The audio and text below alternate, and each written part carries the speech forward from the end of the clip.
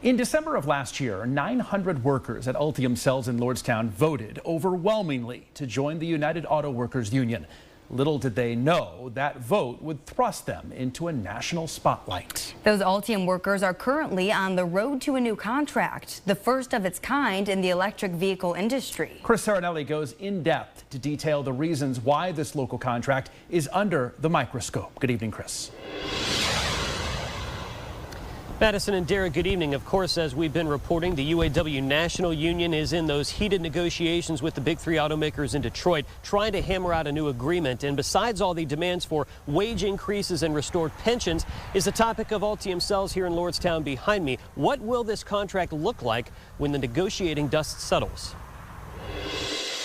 For General Motors, the Lordstown plant would mean more cars, but for the Mahoning Valley, the plant would mean more jobs. 11,000 workers today. For decades, the United Auto Workers in Lordstown has been part of contract negotiations with General Motors. But the talks playing out right now in Lordstown are like none other. It is being watched because it will be precedent setting. Precedent setting because the Ultium Cells facility is the first plant in the U.S. to be making batteries for electric vehicles. Precedent setting because the workers are negotiating with a joint owner, a joint venture, General Motors and LG Chem. It's uncharted territory, and it could threaten the existence of the UAW. These are different times. You are looking at an environment where the UAW believes that a lot of what they have gained over the years is in jeopardy as the auto industry goes through this transition to electric vehicles. Everybody knows you need fewer workers to build an electric vehicle. And as a result, if you're the UAW, the question becomes, how can you protect as many jobs as possible and get the wage gains, the benefit gains, everything that you're looking for? The UAW has a Herculean task to protect what it's built over the years. It'll be thrown into the spotlight to see how connected the UAW's national contract will be to Ultium's first contract. That connection, or lack thereof, could speak volumes.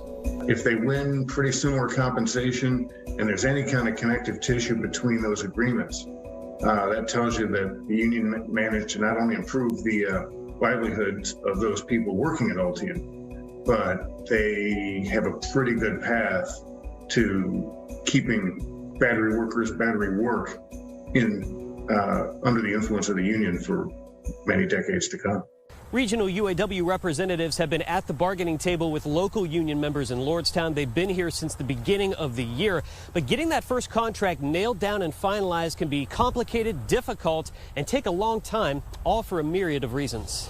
First contracts, auto industry or otherwise, can take years, not months. And that's a strategy some anti-union companies, and I'm not saying GM is anti-union, but some companies that are anti-union will try to drag out that first contract as long as possible to frustrate the members. So they do it as a strategy saying, you know what, we're still bargaining, but we can't do it. And the members say, gee, the union didn't do anything for me. We don't need them anymore. The union contract at Ultium, whenever it comes, could be a game changer. It poses a new negotiating dynamic and is sure to set the standards for the EV industry.